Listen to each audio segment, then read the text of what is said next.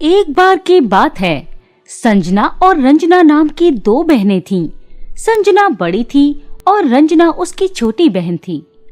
एक बार उनकी माँ की एक बीमारी में मृत्यु हो जाती है। माँ के बिना उनके पिता को दोनों बेटियों को संभालने में काफी मुश्किल हो रही थी। इसलिए उनके पिता दोनों बेटियों को उनके श्याम चाचा और सुजाता चाची के घर रहने रतनपुर गांव भेज देते हैं। लेकिन सुजाता चाची उन दोनों बहनों को बिल्कुल भी पसंद नहीं करती थी।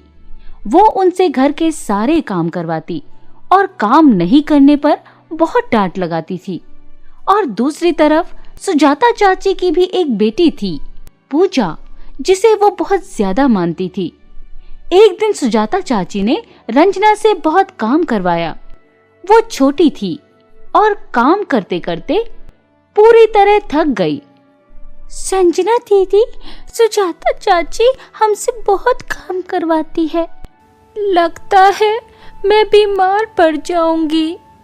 और ऐसे ही चाची मुझसे काम करवाती रही तो मैं स्कूल भी नहीं जा पाऊंगी। देखो ना दीदी, चाची पूजा को तो स्कूल भेजती है पर हमें पढ़ने नहीं देती। तुम ठीक ही कहती हो, चाची हमें अपने परिवार की तरह मानती ही नहीं। वो तो हमसे नौकरों की तरह काम करवाती हैं। दोनों बातें कर ही रही थी कि तभी वहां पर सुजाता चाची आ जाती है। क्या गुटरगु बातें चल रही हैं दोनों की? चलो, अभी बहुत सारे कपड़े धोने बाकी हैं। जल्दी से जाओ और उसे धो। पड़ी आई महारानी गप्पे लड़ाने वाली। ऐसे ही दिन बीत रहे थे। एक दिन सुजाता चाची खाना खाकर आराम कर रही थी। तभी संजना चाची के पास जाती है और थोड़ा हिम्मत करके उनसे कहती है, चाची जी, मेरी छोटी बहन रंजना को पढ़ने का बहुत शौक है। वो भी पूजा की तरह पढ़ना चाहती है। आप प्लीज उसका भी स्कूल में एडमिशन करवा दीजिए। उसके बदले में मैं आपके सारे काम कर दिया करूंगी। आपको कोई परेशानी नहीं होने दूंगी। प्लीज चाची, प्लीज। चल हट, बड़ी आई पढ़ने वाली। मेरी बहन को बुला दीजिए। लगता है जैसे वो पढ़कर कलेक्टर ही बन जाएगी। चुपचाप जा और घर का काम कर। अगर तूने दोबारा से स्कूल जाने की बात भी की तो मैं तुम दोनों को यहाँ से धक्के मारकर बाहर कर दूंगी। चाची की डांट सुनने के बाद संजना चुपचाप अपने कमरे में जाकर रोने लगती है।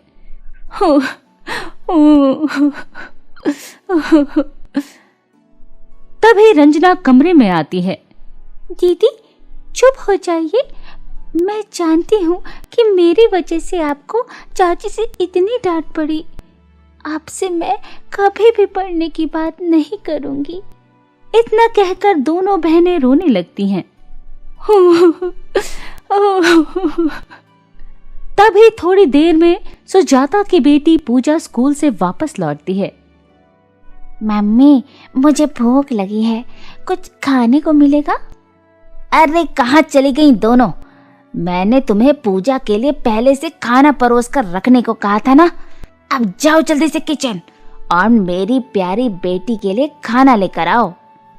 दोनों बहनें जल्दी से अपने आंसू पोंछती हैं और किचन से पूजा के लिए खाना लेकर आती हैं। पर जल्दबाजी में संजना खाने में नमक डालना भूल गई थी। जैसे ही पूजा खाना खाती है वो गुस्से से लाल हो जाती है। ये क्या बेकार खाना बनाया है तुमने? इसमें न नमक है न कोई स्वाद। मम्मी, इन दोनों बहनों को अभी इस घर से निकाल दो। ये नौकरानी के लायक भी नहीं है, बेवकूफ लड़की। मैंने तुम दोनों को घर पर क्या रख लिया? तुमने तो हमारा जीना ही हराम कर दिया। अब तो तुमसे खाना भी नहीं बनता। निकल जाओ अभी के अभी मेरे घर से। मैं अपनी प्यारी बेटी को एक मिनट भी दुखी नहीं देखना चाहती। हमें माफ कर दीजिए चाची, हमसे भूल हो गई। हमने जानबूझकर ऐसा नहीं किया। चाची जी, हमें घर से बाहर मत निकालिए। अब से कभी हमसे गलतियां नहीं होंगी। तुम्हें समझ नहीं आता एक बार में? चल अभी के अभी अपना बोर या बिस्तर बांधो और दफा हो जाओ यहाँ से, और दोबारा कभी नजर नहीं आना। दोनों बहनों को सुजाता घर से निकाल देती है। दोनों घर से निकलने के बाद सड़क पर आ जाती हैं। उन्हें कहीं भी रहने की जगह नहीं मिलती, न ही कोई उन्हें सहारा देता है। दोनों दर दर भटकती रहती हैं। धीरे धीरे रात हो जाती है और उन्हें सड़क के किनारे ही सोना पड़ता है। दीदी, अब हमारा क्या होगा? हमारा तो कोई है भी नहीं, न ही हमारे पास कोई पैसा है, न घर। अब हम कहाँ रहेंगे? ऐसे नहीं रोते रंजना, रोने से कुछ नहीं होगा। हमें हिम्मत नहीं हारनी चाहिए। हम कुछ न कुछ करके एक दूसरे का सहारा बनेंगे। जैसे ही अगले दिन सुबह होती है, दोनों बहनें काम ढूंढने के लिए गांव में इधर उधर भटकने लगती हैं, पर कोई उन्हें काम नहीं देता। दीदी, मुझे लगता है कि हमें शहर की तरफ जाना चाहिए। शहर में हमें कोई छोटा मोटा काम जरूर मिल जाएगा, पर शहर तो दूर है। गाड़ी से वहां जाने के लिए हमारे पास पैसे भी नहीं हैं। तुम ठीक कहती हो बहना, मेरे पास एक आइडिया है। गांव के किनारे जो जंगल है, उसी के पार शहर है। हम जंगल को अगर पैदल पार कर लें तो शाम तक शहर पहुंच जाएंगे। इतना कहकर दोनों बहनें जंगल की तरफ जाने लगती हैं। दोनों धीरे धीरे घने जंगल की तरफ पहुंच जाती हैं। तभी अचानक जंगल में एक कुत्ते को देखती हैं। बेचारे कुत्ते को किसी शिकारी ने तीर मारकर घायल कर दिया था और वो कुत्ता तीर लगने के कारण तड़प रहा था।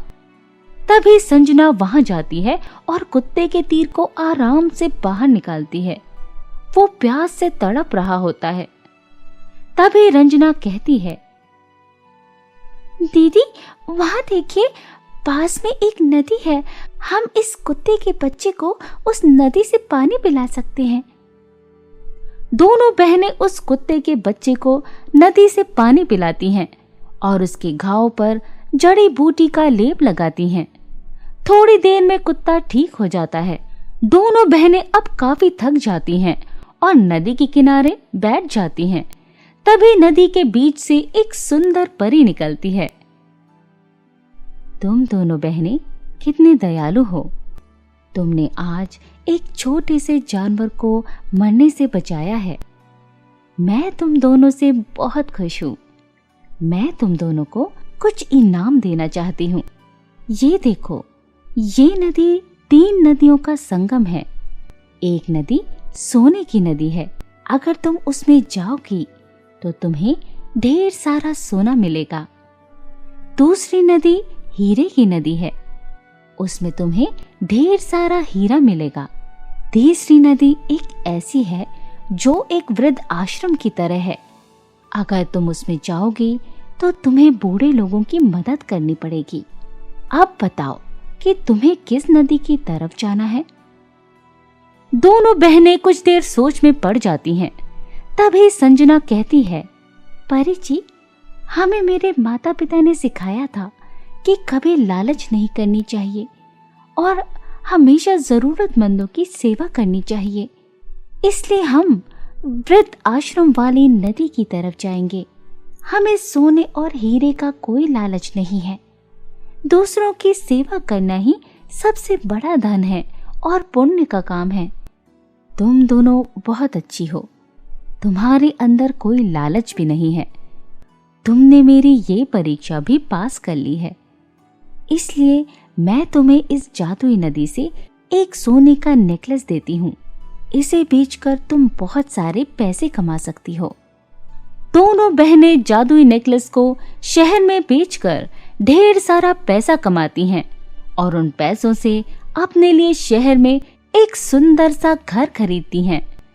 अब उनके पास किसी भी चीज की कमी नहीं होती।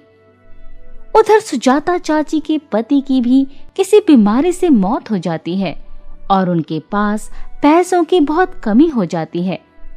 एक दिन संजना और रंजना अपनी कार से रतनपुर गांव घूमने जा रही होती हैं। तभी वो देखती हैं कि सुजाता चाची और पूजा सड़क के किनारे भीख मांग रहे हैं। अरे चाची, ये क्या हुआ? आओ यहाँ, ये सब कैसे हुआ? सुजाता चाची सारी कहानी संजना को सुनाती है और रोने लगती है। कोई बात नहीं चाची, हम लोग हैं ना, आइए हमारे साथ, चलिए हमारे घर, अब आपको कोई परेशानी नहीं होने दूंगी। हमें माफ कर दो बेटी, हमने तुम्हारे साथ बहुत अत्याचार किए हैं, उसी का फल हमें मिल रहा है। हमसे बहुत बड़ी गलती हो गई बेटी। इतना कहकर चाची और पूजा हाथ जोड़कर उनसे माफी मांगती हैं। इसके बाद रंजना और संजना दोनों को अपने घर ले जाती हैं और अब चारों लोग हंसी खुशी वहां रहने लगते हैं।